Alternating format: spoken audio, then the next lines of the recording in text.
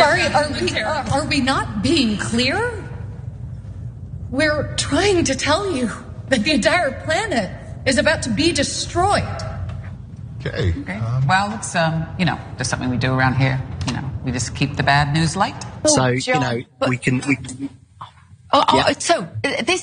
So John, I want us to be happy about the weather and every single. I don't know whether something's happened to meteorologists to make you all a little bit fatalistic and harbingers of doom, because all of the broadcasts, particularly on the BBC, every time I've turned on anyone's talking about the weather, they're saying that there's going to be tons of fatalities. But haven't we always had hot weather?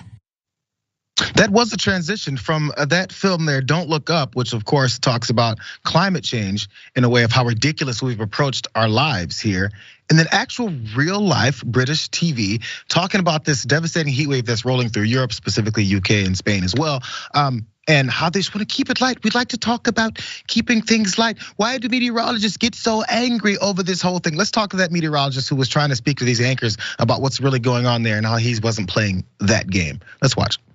You're outside enjoying the sunshine. It's not too hot, is it?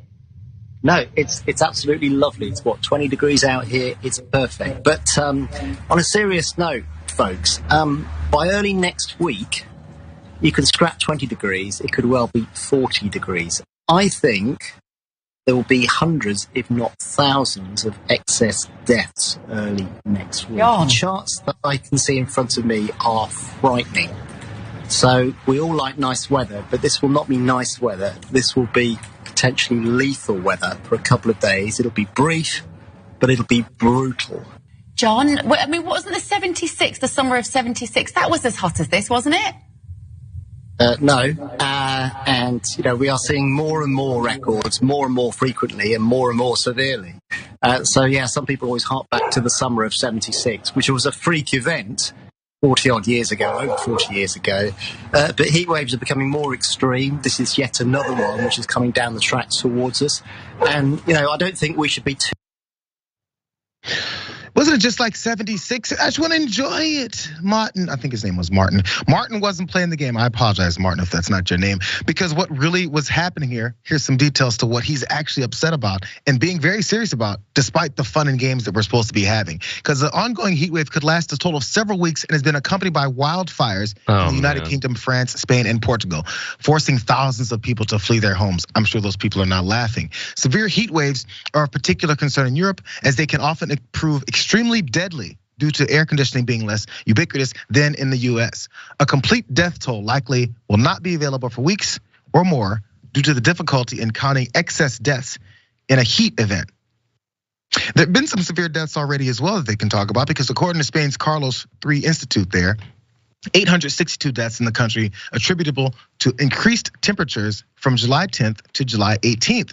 Portugal's Director General of Health told Reuters Tuesday that there were 1,063 heat-related deaths between July 7th and July 18th.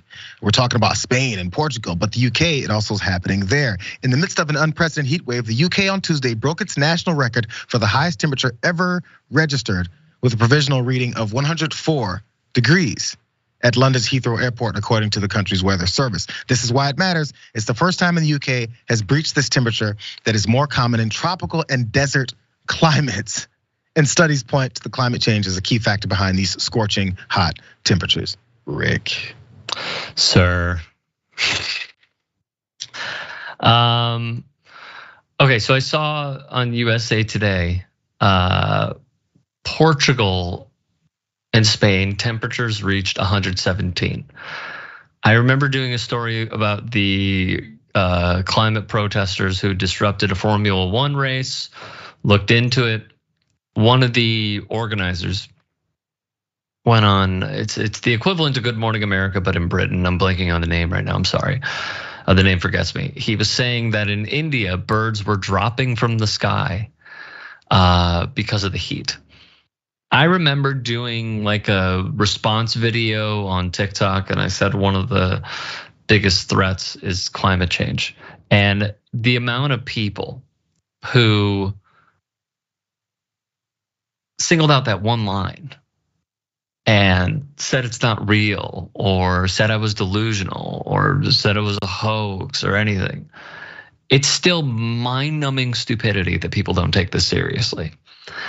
And those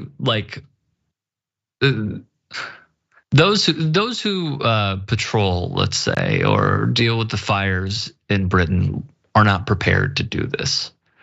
We have been so far behind, and it's amazing how people still don't take it seriously. And I remember during the lead up to the 2020 election, at the Dem debates, when they said, "What are the biggest threats?" And not enough of those on stage said climate change. I think Elizabeth Warren, Bernie Sanders, maybe one other person said climate change. Well, everyone else especially when said it comes to Donald our Trump and Russia. We have to see it in front of us. We have to literally be dying from it. And even then, look at the gun I situation disagree in with the that. country. I No, but disagree with look at that. Even with the gun situation in front of us, we still don't do it, because if it's powerful enough, if it makes enough money for folks who oppose it, they still will change the reality in front of their faces. But we already know if people start dying from it and it directly affects so many of these people, you know what they'll start doing? Caring. But they may not necessarily extend it to everyone. I disagree. Like, we've already seen it with COVID. Like, people are dying from COVID. Family members are dying from COVID. Loved ones, teachers, friends, inner circle dying from COVID. And people who have survived those deaths and survived COVID still think it's nothing. Like, I think there was a vast difference between what we saw on September 11th, because it was physical, of like, this enemy and like the visuals that we saw. But because it is a transferable disease, or because, hey, it's just weather, people just don't care.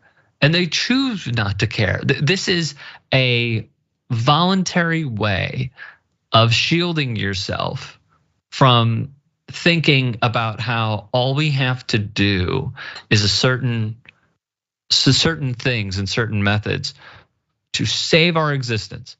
And every scientist is saying it, every climate scientist is saying it. And then you have Bob on Facebook who's like, no, wrong. Snowball. But that's all it takes, because we don't really want to. We're lazy.